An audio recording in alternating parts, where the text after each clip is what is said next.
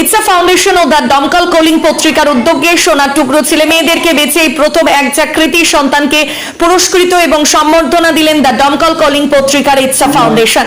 মাধ্যমিক উচ্চ মাধ্যমিক রাজ্যের র্যাঙ্ক অধিকারী প্রথম, দ্বিতীয় এবং তৃতীয়দের ব্যাচ পড়িয়ে উত্তরীয় ফুলের বুকির পাশাপাশি সার্টিফিকেট এবং মোমেন্টো দিয়ে পুরস্কৃত পাশাপাশি সম্মাননা এবং সংবর্ধনা দেওয়া হয়। দমকল মহকুমা এলাকার দমকল রানীনগর জলঙ্গি থেকে আগত কৃতি সন্তানদের দিয়ে দমকলদের একটি প্রাইভেট বিদ্যাসাগর শিশু নিকেতন স্কুলে এই কর্মসূচি গ্রহণ করা হয়।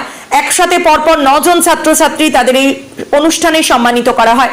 এদের মধ্যে কেউ রাজ্যের মধ্যশিক্ষা পরিষদ বোর্ড তো আবার কেউ মাদ্রাসা বোর্ডের ছাত্রছাত্রী ছিলেন বলে জানা যায়। আজকের এই অনুষ্ঠানে সকল ছাত্রছাত্রীরা সম্মানিত হওয়ার পর খুশিতে আপ্লুত হয়। এদিনের এই কর্মসূচিতে নাচ গান আবৃত্তি কবিতা নিয়ে উপস্থিত ছিলেন একঝাঁক সাহিত্যিক থেকে শুরু করে শিক্ষক শিক্ষিকা। দমকল মহকুমায় প্রথম এই অনুষ্ঠান, আর এই অনুষ্ঠানকে সাধুবাদ জানিয়েছেন এলাকার বিশিষ্ট বুদ্ধিজীবী সমাজ।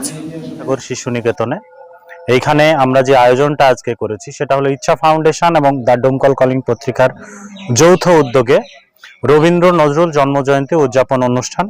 সেখানে কবি সাহিত্যিকরা তাদের কবিতা পাঠ করবেন, আবৃত্তি, নাচ গান সবকিছুই হবে, আলোচনা রয়েছে।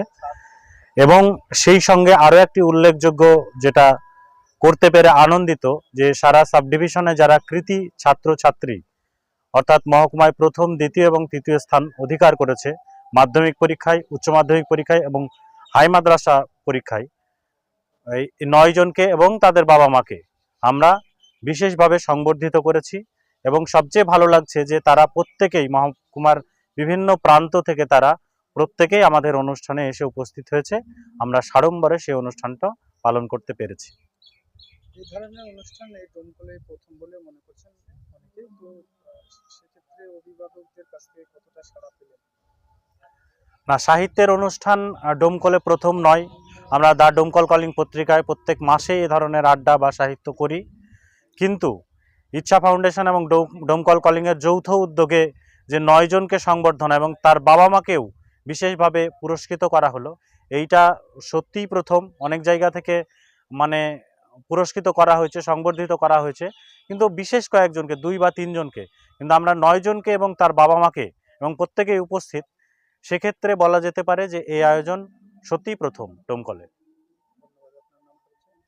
এম এ ওহাব, দ্য দমকল কলিং পত্রিকার সম্পাদক এবং ইচ্ছা ফাউন্ডেশনের সভাপতি। হ্যাঁ, আমার খুব ভালো লাগছে এখানে এসে আপনাদের আমন্ত্রণ করে। এটা প্রথমবার হলো আমার সাথে, তো আমি খুবই আনন্দিত আমাকে এখানে নিমন্ত্রণ করা হয়েছে। এবং এখানকার পরিবেশটাও খুব ভালো, আয়োজনটাও খুব ভালো লেগেছে আমার, এবং সংবর্ধনাতে আমি সত্যিই খুব খুশি। খুবই ভালো লাগছে। দমকল ফাউন্ডেশন এবং দমকল কলিং পত্রিকা থেকে অনেক অনেক ধন্যবাদ।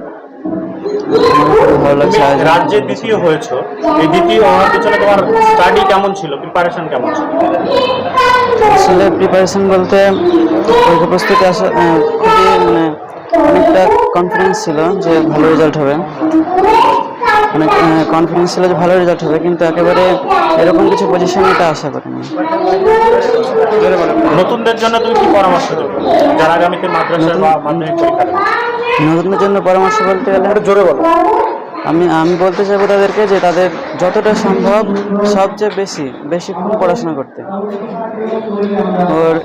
আমাদের মূলত মেসেজটা এই যে বিশেষ করে ছাত্রছাত্রীরা যাতে উৎসাহিত হয়, অনুপ্রেরণা পায়, এবং তার মাধ্যমে আগামী প্রজন্মকেও যাতে উৎসাহিত করা যায়, তার জন্য মূলত আমাদের এই প্রোগ্রাম বা এই অনুষ্ঠান করা হয়েছে। আমরা চাইব এলাকায় আগামীতে এর চেয়ে আরও ভালো কিছু করুক, ছাত্রছাত্রীরা আরও ভালো রেজাল্ট করুক এবং আমাদের দমকল তথা জেলার নাম উজ্জ্বল করুক। এটাই কি প্রথম প্রোগ্রাম না এর আগেও বিগত দিনে করেছেন? আমাদের মূলত এটাই প্রোগ্রাম প্রথম, তবু এর আগেও বিক্ষিপ্তভাবে হয়েছে, কিন্তু এইভাবে প্রোগ্রাম করা হয়নি, এটাই প্রথম।